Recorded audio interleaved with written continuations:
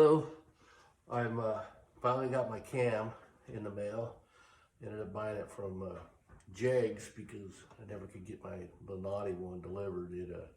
I don't know what's going on with them, but anyways, I started installing this. I've got everything lubed, and we got a couple bolts in the end for leverage to help me slide this in.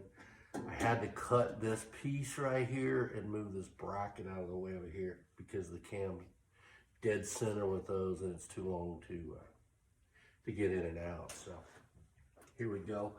Try to be extra careful with this as you put it in. Try to hold it as straight as you can so you don't damage any of those bearings in there. One more to go.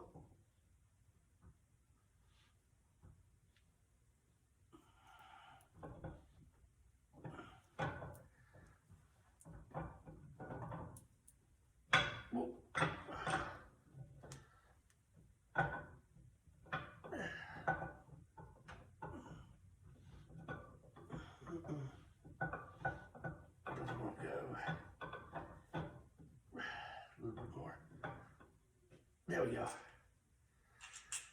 Perfect.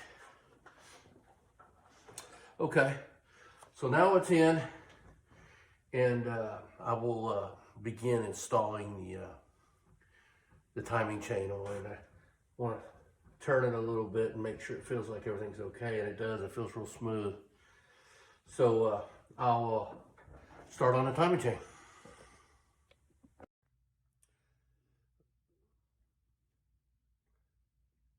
So here's the gear, my timing gear that goes on the crankshaft, and I marked the spot where the O is, which is the one that we want to use.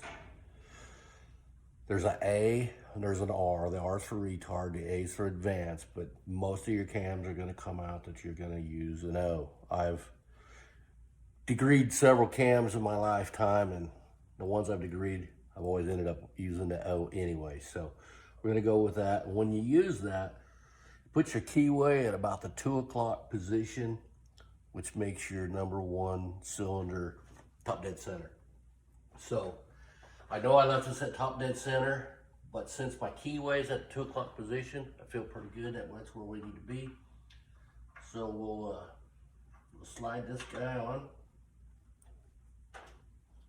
Just like that. And our point is almost straight up for the O. So you can see it better. See the O right here is straight up. Now we'll put the other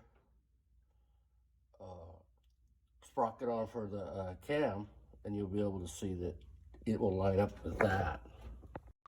So the next step is you take your camshaft sprocket, and you can see where I marked the mark on there. There's only one mark on here that has to line up. So we'll put this on here.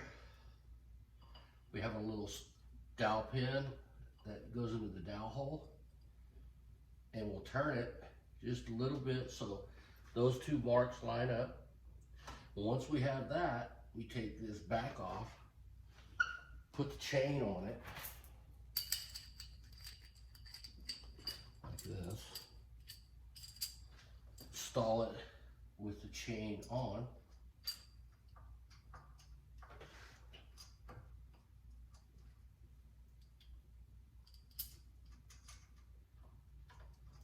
Oops. One tooth, I gotta go one more.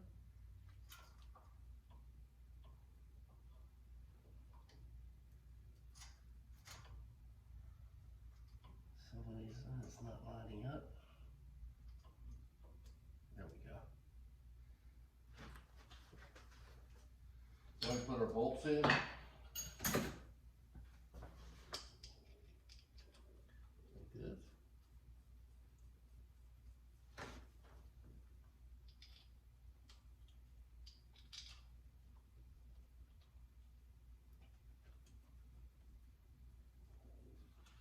And we'll tighten these and torque these up to 20 pounds. That's what the manual calls for.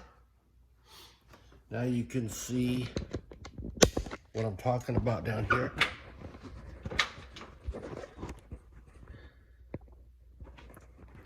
That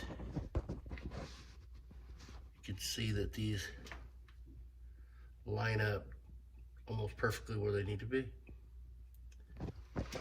Now we'll do the torque that up, and we will put the timing chain cover on.